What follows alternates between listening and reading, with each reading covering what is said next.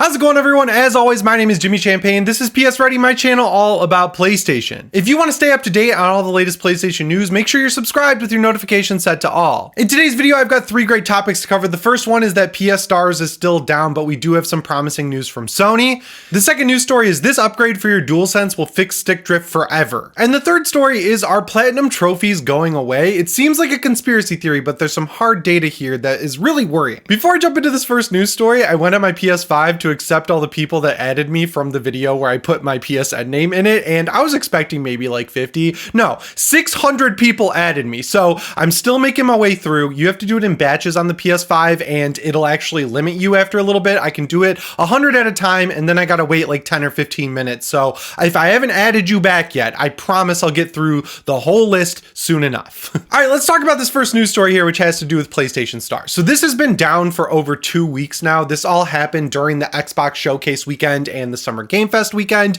I was out of town, so I didn't really get to keep up with it the same level that I would if I was here at home. But essentially what happened was, when you would go on the PlayStation app, which is the only way to interact with PlayStation Stars, you'd probably notice that the PS Stars logo that you use to get to that menu within the app was just missing. And then for the whole weekend, Sony didn't offer any explanation, so people kind of thought maybe it was just a bug or a glitch or something. But then I think on Monday, like right after that weekend where everything went down, they said that their engineers are working on it and they don't have an ETA for a fix. So all throughout last week, the logo would reappear, but if you clicked on it, it would give you an error, and it had a new animation and everything like that. So it seemed like what they were trying to do is upgrade the PS Stars menu so that when you go on it on your phone, it has a little bit of a new visual flair. And something they did on the back end for this upgrade totally screwed up the entire service, and now they either can't revert it or they can't figure out what's wrong with this new animation system that they've developed for the PS Stars experience. The biggest worry people have, and rightfully so, because I'm worried about this too, is that when you buy digital games on the PS5, you get points for those games, and then those points add up. You can spend them on things like gift cards, full games like Stellar Blade or Rise of the Ronin, like actual good rewards. So if you're buying games, you want to make sure that you're going to be getting those points. And if PS Stars is down, during a sale no less, where a bunch of games are cheap, I'd imagine that a lot of people had reservations about buying games because they want to make sure that they're going to get those points. So this is coming from Sony support, so I'm not necessarily sure I fully trust it, but one person was able to get through to Sony support, and what they told them was they're keeping track of your purchases while PS Stars is down. So theoretically, when it does come back, you will get the points that you earned while it was unavailable to access. The other thing that sucks though is that there's a lot of campaigns going on right now because of Days of Play and just other sales going on in the store where you either buy games or start up games that you might already own and then collect coins. You can't do that obviously if the PS Stars experience is down. So people are losing out on a lot of ways to get free points on top of the points you get from buying games. So hopefully when this comes back, I think what Sony needs to do is just give us a batch of points. The best thing they could do was give us all like 17,000 points so we could afford Stellar Blade or whatever free game they're going to replace it with whenever this comes back. I just think it's been gone long enough and it's been causing enough headaches for people that they need to have some sort of recourse here. Even though it's just like a free rewards program, it is something that's inherently tied to your PS5 now, and they need to make sure that they make it right with us because that just sucks. There's no reason we shouldn't be able to use this entire service for 2 full weeks with nothing coming out of Sony other than it's experiencing issues and we've got our engineers working on it. I don't understand why like every generation with Sony, the network experience does not improve. It doesn't get worse. It definitely was never great, but it just stays the same mediocre level, and it doesn't really ever seem like they do much to fix it. So I mentioned this in the first time I talked about the PS Stars app going down. They need to do something. They need to have like take a step back, rebuild the PlayStation network to be a high quality network infrastructure for the PlayStation 5, because unlike past generations, you need to have PS Plus. They raised the price on it, and now they're offering 2 extra tiers on top of the cheapest tier that cost up to $120 or so a year. Like, they are charging a lot of money to access the PlayStation network, and for the amount of issues we have with it constantly, I think something needs to be done, and I don't think that's egregious at all. But yeah, as of now, PlayStation Stars is down. Hopefully we don't have to wait too long for it to be fixed. I'm hoping within the next week, because it's getting a little ridiculous at this point, and Sony really needs to figure out a way to offer up some free points or something when they bring it back. That brings us to the second news story here, which is all about stick drift on the PS5. I personally have not run into stick drift on my DualSense controller, but every time I talk about it, I see actually a lot of comments from people saying that either their launch model DualSense, or if they bought some of the first wave, like the Cosmic Red and Midnight Black one that they put out very soon after the PS5 came out, that era of DualSense is apparently experiencing a lot of stick drift. It makes sense that I haven't experienced it because I mostly use my PS5 Slim's DualSense and I use my DualSense Edge, but stick drift is a major issue when it comes to the PS5 controller. And getting it warranty repaired, if you're outside the warranty window, it's almost worth just buying another controller so you don't have to mail it yourself, pay Sony to fix it, wait for it to come back. It's just not a great experience. So now, thanks to GuliKit, you're going to be able to install a much better joystick inside your DualSense that will never experience stick drift. I've actually talked about these sticks before, specifically the ones from GuliKit, over on my channel Deck Ready, which is all about the Steam Deck. Go check it out if you're into handhelds like the Steam Deck or the ROG Ally or anything. So basically what makes these sticks different than the modules that you would have in the DualSense, in the Joy-Con, in the Xbox controller is that it uses magnets, which makes it higher rated for more rotations of the stick. I think it's like up to 5 million or something like that. So it's so many rotations that you'll never reach the number where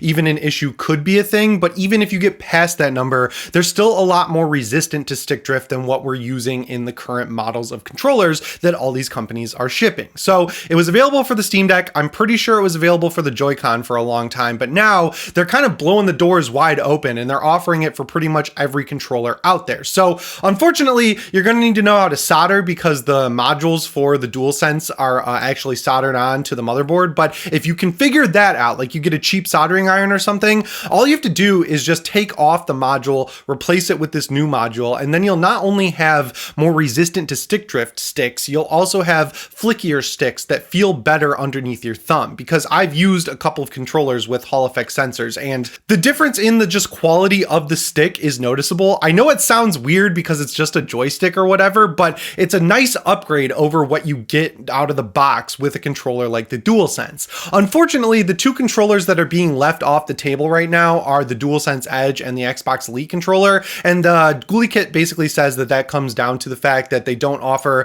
calibration tools for those controllers, whereas they do for every other controller, because it would be much awesomer if you could just buy modules that fit right into the DualSense Edge because they're replaceable like out of the box. They just like clip off, slide out, slide in a new one. And unfortunately, Sony never sells the new replacement modules. So it would be awesome if we could get these Hall effect ones that are third party that you could just slot into the controller and never have to worry about stick drift again. But as these things are becoming more popular, other companies are adopting them as well. Like Asus, I'm pretty sure, and I don't know if they use it in the ROG Ally, it might have been in a controller, but they had good results with the Hall effect sticks. So the more people actually mod their controllers with these things, these companies are reactive. So I'm assuming once they see a lot of people using them, they'll start to implement them into their own controllers as well, because there's nothing stopping Sony from making Hall effect stick modules for the DualSense Edge, and that would be a pretty meaningful upgrade to the controller as a whole. So I would personally love to buy one of those. Because I mainly game on the DualSense Edge though, I don't think I'm going to be picking up a set of these GuliKit joysticks.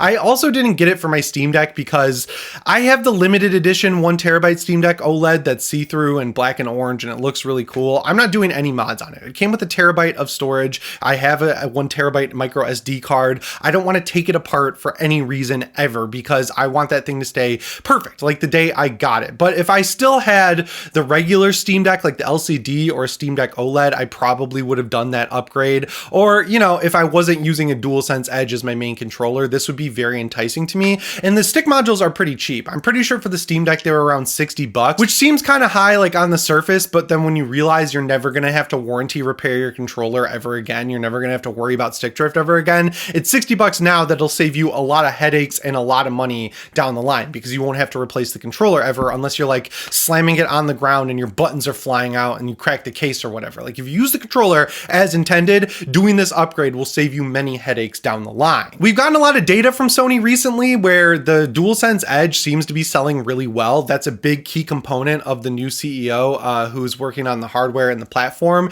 He basically said that the peripherals like the Edge, the Pulse Elite, the Pulse Explorer, and the PlayStation Portal, all of those have been extremely successful. They've all kind of exceeded Sony's expectations for them, which is why all of those things are always out of stock because people want them more than Sony thought. So they have to catch up with the manufacturing for those things. So hopefully we start to see more advancement in the peripheral game now that there's like a dedicated CEO at the company working on this stuff. You guys know know what I'm going to ask for. I would love a midnight black DualSense Edge. I want everything in black. My DualSense Edge is great. The white has not faded at all. It's still just as smooth and nice and pure as the day I got it. But when you're working with pro stuff, I just feel like black is just a cooler color. Like, remember back in the day, the Xbox 360, when they released the Elite model with the bigger hard drive and everything, that came in black versus the white original model of the 360, and that made it a lot more enticing to people. That was the first Xbox 360 my brother got, and I was always so jealous of it because he got it for Christmas, but I had to save up a bunch of lawn mowing money from the summer that my grandpa gave me, and then I got a core model, so I had to save everything to a freaking memory card. I didn't even have a hard drive for my Xbox. But yeah, these things should be available soon. I feel totally safe recommending these guys because they've been around a while. They're new in the PlayStation space, obviously, but they've been doing stuff with the Steam Deck for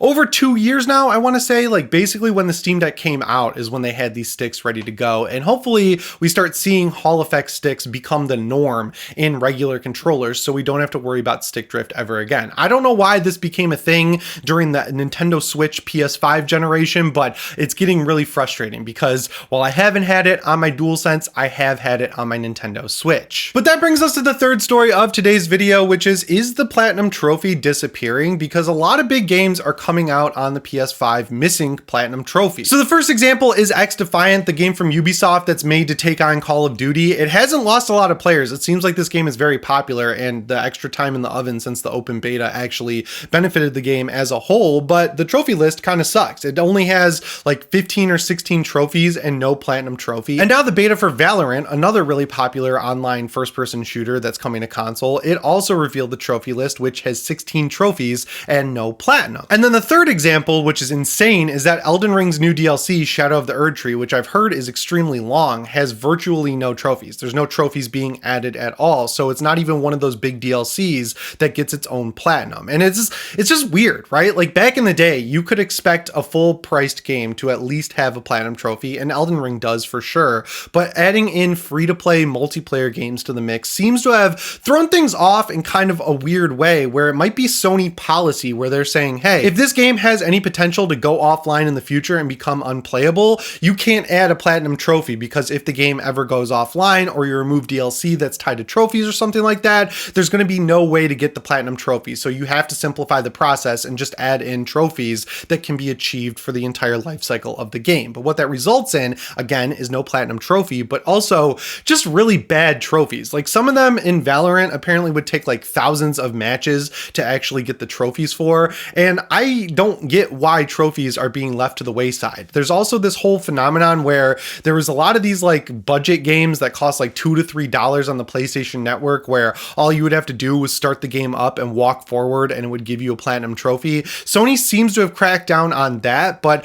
I don't know. With PlayStation Stars being a thing, it would be awesome if we could get points for platinuming games, because we know that the whole system that every company wants now is engagement, of course, right? Like, they want to make sure you're playing the game longer, and nothing would get me to complete more games to 100% than getting free money for it. Because if you got like 200 or 300 points for PlayStation Stars for every game you platinumed, that would add up very quick, because a lot of Sony games like Ghost of Tsushima, Spider-Man, God of War Ragnarok, they all have very easily obtainable Platinum Trophies. It's basically like, do everything in the game, do every combat scenario, and then you'll just be rewarded with the Platinum. And then when DLC comes out, you can get another 100% for each DLC. Like Spider-Man, for example, it had 3 DLC packs, and each one of them had their own trophy list. So if Sony wants to like revolutionize the whole trophy earning system, I feel like the best way to do it would be to integrate it with PS Stars, you know, because then it encourages people to play the games that they buy, which is awesome at the end of the day. But yeah, hopefully this whole Platinum Trophy situation gets sorted out. Again, no clarity from Sony. I'd love to get some feedback on this. I'd love to hear what they're thinking, why a lot of these big games like Valorant and X-Defiant don't have Platinums. But until then, I'm going to keep track of what has a Platinum and what doesn't. And if I see any easy Platinums, I'll be sure to let you know. Anyway, guys, that's all I've got for you today. As always, my name is Jimmy Champagne. I'll see you in the next one. Thanks for watching, and shape on.